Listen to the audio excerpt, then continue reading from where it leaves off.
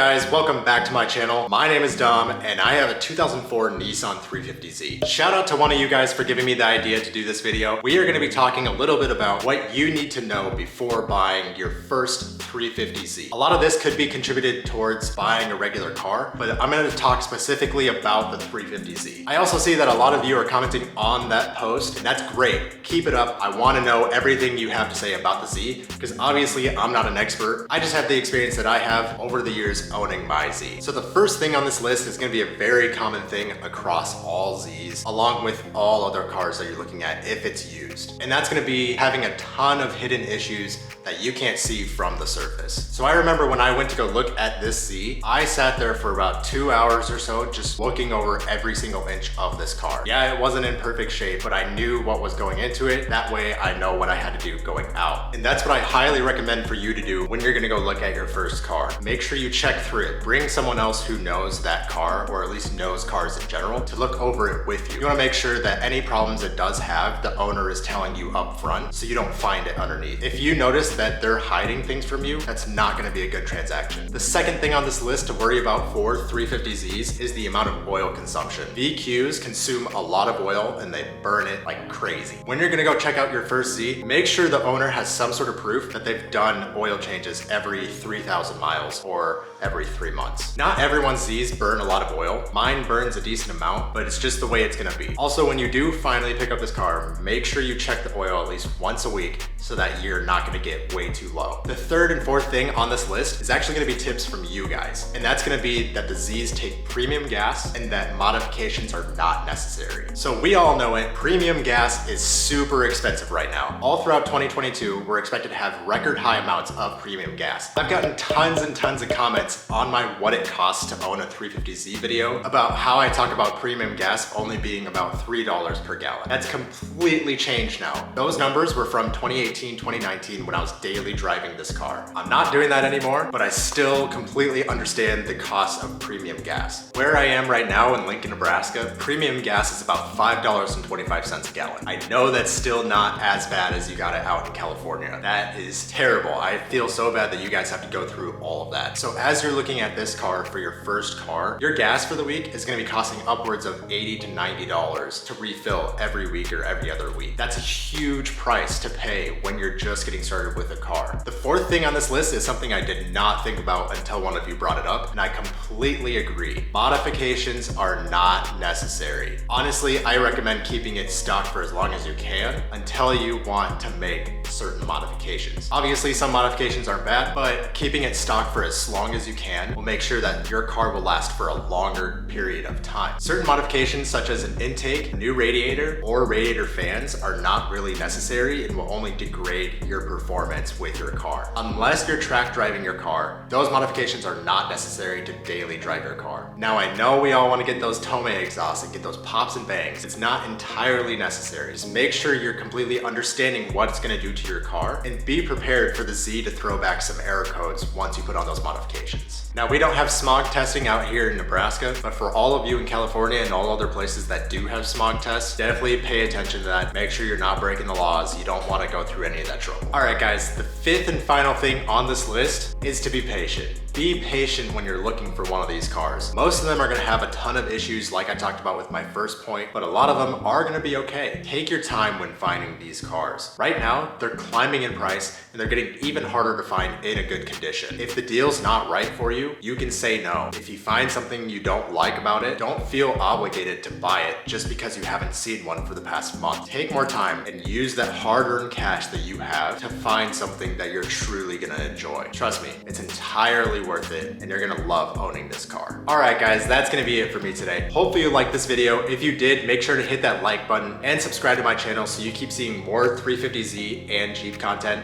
and I'll see you in the next one.